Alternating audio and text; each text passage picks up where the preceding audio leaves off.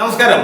Time radio editorial ടോക്കിലേക്ക് സ്വാഗതം. കഴിഞ്ഞ ദിവസം നമ്മൾ ചെയ്ത വീഡിയോയിൽ പറഞ്ഞിരുന്നു കൈവിട്ട കല്ലും വാവിട്ട വാക്കും തിരിച്ചെടുക്കാൻ പറ്റില്ലെന്ന്. ഇന്ന് അതിനോട് സമാനമായ ഒരു കാര്യമാണ് ഇപ്പോൾ നടന്നുകൊണ്ടിരിക്കുന്നത് സോഷ്യൽ മീഡിയയിൽ. പ്രധാനമായിട്ട് നമുക്കറിയാം, സിനിമാ റിവ്യൂ രംഗത്ത് ഏറ്റവും പ്രസിദ്ധനായ ഒരാളാണ് മലയാളം റിവ്യൂ രംഗത്ത് അശ്വിൻ കോക്ക്. ഒട്ടേറെ ഫോളോവേഴ്സും സബ്സ്ക്രിപ്ഷനും ഒക്കെയുള്ള ഒരു ചാനലിൻ്റെ മേധാവിയാണ് അശ്വിൻ കോക്കിൻ്റെ. ആ വീഡിയോകൾ പലപ്പോഴും സിനിമാ പ്രവർത്തകർ അല്ലെങ്കിൽ സിനിമാ നിർമ്മാതാക്കൾക്കൊക്കെ വളരെ മാനസിക വിഷമം ഉണ്ടാക്കിയിട്ട് കേസിന് വരെ പോയ സംഭവം ഉണ്ടായിട്ടുണ്ട്.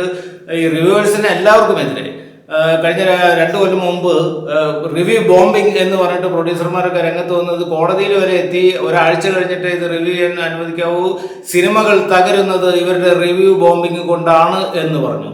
പക്ഷേ അന്നും അശ്വിൻ കോക്ക് അടക്കമുള്ള റിവ്യൂവേഴ്സ് പറഞ്ഞത് ഒരു സിനിമ റിവ്യൂ ചെയ്തുകൊണ്ട് മാത്രം ആൾ കാണാതിരിക്കില്ല.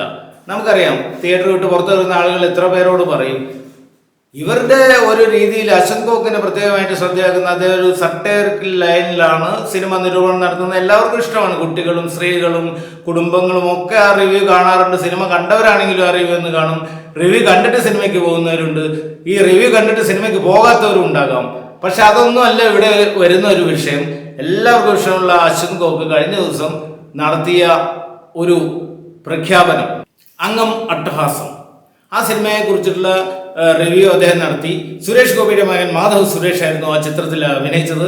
ആ സിനിമ തീരെ അദ്ദേഹത്തിന് താല്പര്യമില്ലാത്ത തരത്തിൽ തന്നെയായിരുന്നു അതിൻ്റെ റിവ്യൂ ചെയ്തത്.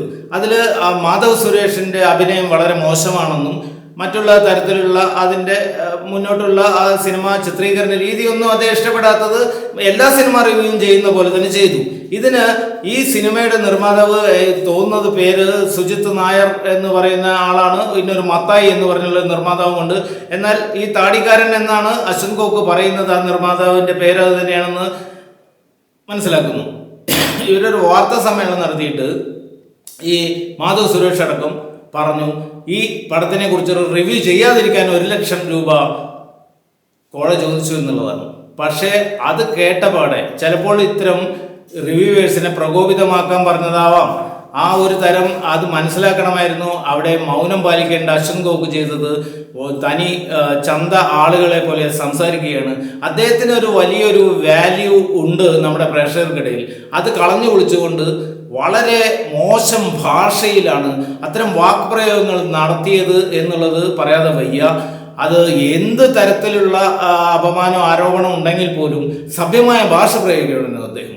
ഈ അശ്വിൻ കോക്കിന് ഞാൻ പറഞ്ഞല്ലോ, സ്ത്രീകളും കുട്ടികളും ഒക്കെ ഉള്ള വളരെ തെറിയ അഭിഷേകം നടത്തുന്ന ഒരു വീഡിയോ അദ്ദേഹം ഇടുന്നതു. അതിന് 10-12 ലക്ഷം, ഈ സിനിമയ്ക്ക് നൽകിയ റിവ്യൂവിന് 2 ലക്ഷം മാത്രം വ്യൂവേഴ്സ് ഉള്ളപ്പോൾ അല്ലെങ്കിൽ സബ്സ്ക്രിപ്ഷനോ ഫോളോവേഴ്സ് വന്ന സമയത്ത് ഇതിന് 10-12 ലക്ഷം ഫോളോവേഴ്സും അതിനനുസരിച്ച് യൂട്യൂബിൽ നിന്നും ഒക്കെ പൈസ വന്നിട്ടുണ്ടാകാം. പക്ഷേ ഈ ഫേസ്ബുക്കിൽ നിന്നൊക്കെ പൈസ കിട്ടും. പക്ഷേ ഈ സോഷ്യൽ മീഡിയ ഉപയോഗിച്ചുകൊണ്ട് നമ്മൾ പുറത്തേക്ക് വിടുന്ന ഈ വാക്കുകൾ ഉണ്ടല്ലോ, അത് സമൂഹത്തിന് വളരെ അപകടം സൃഷ്ടിക്കുന്ന തരത്തിലാണ്.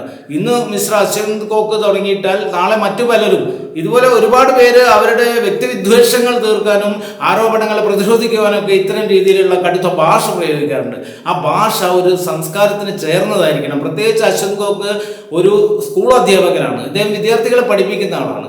ഇത് ഈ വിദ്യാർത്ഥി സമൂഹം ഇന്നിപ്പോൾ അദ്ദേഹം അവധി എടുത്തുകൊണ്ടാണ് ഈ പ്രോഗ്രാമുകളൊക്കെ ചെയ്യുന്നത്. ഞാൻ പറഞ്ഞു വരുന്നത്, ഞാനൊരു സിനിമാ പ്രവർത്തകനാണ്. എനിക്ക് അശ്വിൻ കോക്കിനെ ഇഷ്ടമാണ്. അത്തരം വിവരണങ്ങളും എനിക്ക് വളരെ ഇഷ്ടത്തോടെ ഞാൻ അദ്ദേഹത്തിൻ്റെ പ്രോഗ്രാമുകൾ ഞാൻ കാണാറുണ്ട്. പക്ഷേ ഈ തരത്തിലുള്ള ഭാഷ പ്രയോഗം ഒരാളും, അശ്വിൻ കോക്ക് എന്നല്ല ഒരാളും പ്രയോഗിക്കരുത്. ഇപ്പോൾ രാഷ്ട്രീയ വിദ്വേഷമുള്ളവരൊക്കെ നമ്മൾ PC ജോർജിൻ്റെയൊക്കെ ചില പ്രതികരണങ്ങൾ ശ്രദ്ധിച്ചിട്ടുണ്ട്. വളരെ അസഭ്യ പ്രയോഗങ്ങളാണ്. ഇതൊരു സമൂഹത്തിലേക്ക് തുറന്നു വിടുകയാണ്. കുട്ടികളടക്കം മൊബൈൽ കാണുന്ന ഒരു കാലഘട്ടമാണെന്ന് നമ്മൾ മനസ്സിലാക്കണം. ഇത് ആളെ കൂട്ടാൻ വേണ്ടി ചെയ്തതല്ല. അശ്വിൻ കോക്കിന് അപ്പോൾ നിന്നുള്ള പ്രതികരണമാണ്. അത് വളരെ മ്ലേച്ഛമായ രീതിയിൽ തന്നെ അദ്ദേഹം പ്രതികരിച്ചു. ആ വീഡിയോ ലൈവായിട്ട് കിടക്കുന്നു. ഇദ്ദേഹത്തിനെ സപ്പോർട്ട് ചെയ്യുന്ന മറ്റുള്ള ഈ സിനിമ റിവ്യൂ ഫോളോവേഴ്സും എല്ലാം അതെടുത്ത് അദ്ദേഹത്തിനെ പിന്തുണയ്ക്കുന്നുണ്ട്. എതിർ പറയുന്നവരുണ്ട്.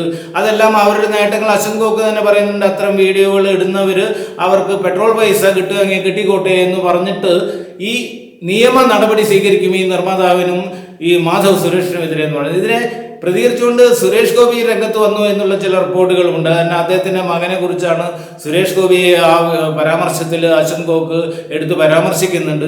പക്ഷേ സുരേഷ് ഗോപിയെ മോശപ്പെടുത്തിയിട്ടില്ല, വലിയ ഫാനാണ് താൻ സുരേഷ് ഗോപിയുടെ എന്നും അശൻകോക്ക് പറഞ്ഞിട്ടുണ്ട്. പക്ഷെ അതിനിടയിലെല്ലാം ഈ പ്രതിഷേധം തീർക്കുവാൻ അദ്ദേഹം ചെയ്തത് ഈ 1 ലക്ഷം രൂപ ആവശ്യപ്പെട്ടു എന്നുള്ള ആ ഇല്ലാ കഥയാണെന്ന് പറയുന്നു. അതിന് തെളിവുകൾ മറ്റുള്ളവർ നിരത്തിയിട്ടില്ല, അല്ലെങ്കിൽ അവർ നിരത്തണം. ഏതായാലും ആ ആരോപണത്തിനെ പ്രതിരോധിക്കേണ്ടതാണ് അങ്ങനെ ഇല്ലെങ്കിൽ. പക്ഷെ ആ പ്രതിരോധിക്കാൻ ഉപയോഗിച്ച ഭാഷ ഒരാളും പ്രയോഗിക്കരുത്. രാഷ്ട്രീയ പ്രവർത്തകരായാലും സാമൂഹ്യ പ്രവർത്തകരായാലും ഈ വ്ളോഗേഴ്സ് ആണെങ്കിലും ഇത്തരം സിനിമ റിവ്യൂവേഴ്സ് ആണെങ്കിലും ഭാഷ സൂക്ഷിക്കണം. ഇല്ലെങ്കിൽ വാവിട്ട വാക്കും കൈവിട്ട കല്ലും തിരിച്ചെടുക്കാൻ പറ്റില്ല. സമൂഹത്തിന് നല്ല മാതൃകയാണ് നമ്മളാകേണ്ടത്. മറ്റൊരു വിഷയവുമായി വീണ്ടും കാണും വരെ നന്ദി, നമസ്കാരം.